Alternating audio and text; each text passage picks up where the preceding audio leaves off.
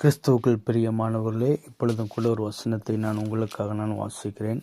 அப்போஸ்தலர் 8ஆம் அதிகாரத்தினுடைய 39வது வசனம். அவர்கள் தண்ணீரில் இருந்து கரையேறின பொழுது கர்த்தருடைய ஆவியானவர் பிலிப்பை கொண்டு போய் விட்டார். மந்திரி அப்புறம் அவனை காணாமல் சந்தோஷத்துடன் தன் வழியே போனான் என்று சொல்லி பார்க்கிறோம். இந்த வேத பகுதியில் ஞானஸ்தானத்தை குறித்து நாம் ஒரு காரியத்தை பார்க்க முடிகிறது. 38வது வசனத்தில் வாசிக்கிறார். ரதத்தை நிறுத்த சொன்னான். அப்பொழுது பிலிப்பு மந்திரியும் ஆகிய இருவரும் தண்ணீரில் இறங்கினார்கள். பிலிப்பு அவனுக்கு ஞானஸ்தானம் கொடுத்தான் என்று சொல்லி நம்ம பார்க்குறோம். அப்போ ஞானஸ்தானம் எதற்காக நமக்கு கொடுக்கப்படுகிறது?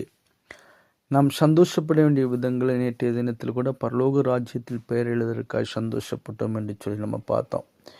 இன்னைக்கு நாம் பார்க்கிறது ஞானஸ்தானத்தினால் சந்தோஷப்பட வேண்டும் என்று சொல்லி. நாம் எதற்காக சந்தோஷப்பட வேண்டுமா? ஞானஸ்தானம் எடுத்ததற்காக நாம் சந்தோஷப்பட வேண்டும். நாம் ஞானஸ்தானம் என்று சொன்னால் நமக்கு தெரியும், தேவனோடு கூட இருக்கிறதான நம்முடைய அந்த உடன்படிக்கையின் அனுபவத்தை குறிப்பதை நாம் பார்க்கிறோம். இங்க மந்திரி அப்புறம் அவனை காணாமல் சந்தோஷத்தோடு தன் வழியே போனான் என்று சொல்லி நம்ம பார்க்குறோம். எதற்காக நான் ஞானஸ்தானம் எடுக்கிறேன் அப்படின்னு சொன்னால், வாசிக்கும் பொழுது 1 பேதுரு 3ஆம் அதிகாரம் 22வது வசனத்தை வாசிக்கிறோம். அவர் பரலோகத்திற்கு போய் தேவனுடைய வலது பார்சத்தில் இருக்கிறார். தேவ தூதர்களும் அதிகாரங்களும் வல்லமைகளும் அவருக்கு கீழ்ப்பட்டிருக்கிறது என்று சொல்லி நம்ம பார்க்குறோம். அப்போ எதற்காக நான் ஞானஸ்தானம் எடுத்தேன், எதற்காக நான் சந்தோஷப்படுறேன் அப்படின்னு சொன்னால், அதிகாரங்களும் வல்லமைகளும் நமக்கு கீழ்ப்பட்டிருப்பதற்காக.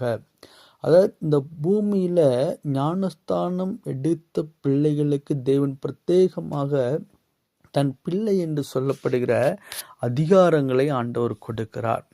அப்போ அதிகாரங்களுக்கும் இந்த சகல வல்லமைகளுக்கும் நமக்கு, அதாவது ஞானஸ்தானம் பெற்ற பிள்ளைகள் கீழ்ப்பட்டு இருக்கும் என்று சொல்லி நம்ம பார்க்குறோம்.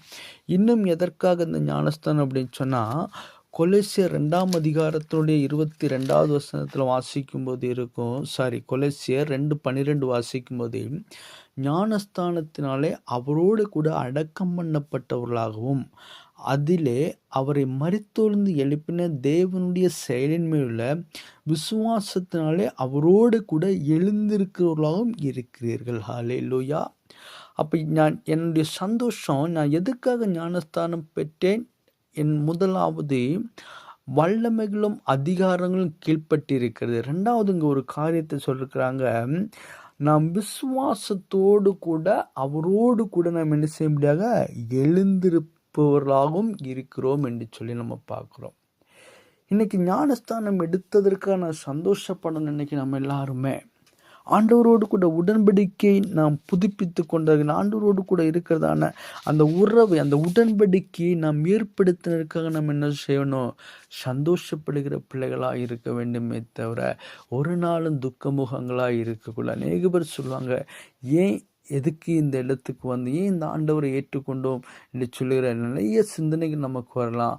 ஆனால் சிந்தனைகள் அப்படிப்பட்டவர்களாக இல்லாதபடிக்கு எனக்கும் தேவனுக்கும் உள்ள அந்த உடன்படிக்கையின் உறவானது அது ஞானஸ்தானத்தின் உறுதிப்பட்டிருக்கிறது என்று சொல்கிற அந்த சந்தோஷத்தின் அனுபவம் தான் ஒரு பிள்ளைகளுடைய வாழ்க்கையில் மகா மேன்மையான ஒரு அனுபவத்தை கொண்டு வருவதை நாம் பார்க்க முடிகிறது. முதலாவது, ஆவிகள் கீழ்ப்படிவதற்காக நாம் சந்தோஷப்படுவதற்காக அல்ல, பரலோக ராஜ்யத்தில் என் பெயர் எழுதப்பட்டதற்காக நாம் சந்தோஷப்படுவோம். 2வது காரியம், நான் ஞானஸ்தானம் எடுத்ததற்காய் நாம் சந்தோஷத்தோடு கூட இருக்கணும். ஏன் என்று சொன்னால், நான் அவருடைய பிள்ளையாய் அவரால் அங்கீகரிக்கப்பட்டதுனால நாம் சந்தோஷிப்போம். தேவனுடைய ராஜ்யத்துக்குள் பிரவேசிக்க நாம் ஆயத்தப்படும். ஒரு நிமிஷம் ஜெபிப்போமா? கிறிஸ்துவை நன்றியோடு உம்மை துதிக்கிறோம், சோதரிக்கிறோம். ஆண்டவரே, இசப்பா, நாங்கள் ஞானஸ்தானம் எதற்காக நாங்கள் பெற்றிருக்கிறோம் என்று சொல்லி ஆண்டவரே, ஞானஸ்தானம் எங்களுக்கு சந்தோஷம் என்று சொல்லி நாங்கள் பார்க்கிறோம். ஆண்டவரே அப்பா, நாங்கள் அடைந்த இந்த ஞானஸ்தானத்தினால் ஆண்டவரே, ஆவிகளும் இந்த வல்லமைகளும் ஆண்டவரே அதிகாரங்கள் கீழ்ப்படும் என்று சொல்லி நாங்கள் பார்க்கிறோம். அவரோடு கூட எழுந்திருக்கிற ஒரு அனுபவத்துக்காகத்தான் எங்களுக்கு ஞானஸ்தானம் என்று சொல்லி நாங்கள் பார்த்தோம் ஆண்டவரே. அப்பா, இந்த அனுபவத்துக்குள்ள எங்களை ஒவ்வொரு நாளும் புதுப்பித்து கொள்ள நாங்கள் ஸ்நானம் எடுத்திருக்கிறோம் என்று சொல்லி சந்தோஷித்து அதனுடைய வழிமுறைகளை கற்றுக்கொள்ளுகிற அதன் வழிகளில் நடக்கிற அந்த ஞான இருதயத்தை என் ஆண்டவர் நீ தரும்படியாக செபிக்கிற பரிசுத்தாவை நடத்தும் சித்தத்தின்படி நடத்துங்க. இயேசுவின் மூலம் ஜெபங்க நல்ல பிதாவே, ஆமென்.